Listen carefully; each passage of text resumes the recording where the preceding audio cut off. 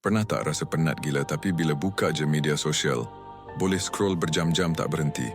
Itu bukan sebab kau malas. Itu sebab otak kau dah kena tipu dengan dopamin.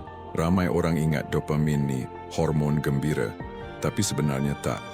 Ia adalah hormon penantian. Ia buat kita rasa tak sabar menantikan sesuatu yang menyeronokkan.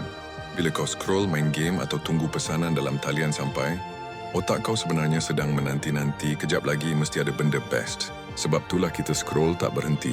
Bukan sebab seronok, tapi sebab nak tahu apa yang akan datang. Sekarang, bayangkan kalau kita guna benda yang sama untuk kerja kita. Cipta satu sistem yang bagi kita rasa penantian yang sama. Contohnya, kalau aku siapkan kerja ni, aku boleh minum kopi sedap. Atau, kalau aku berjaya selesaikan satu jualan, aku hadiahkan diri dengan 30 minit rehat.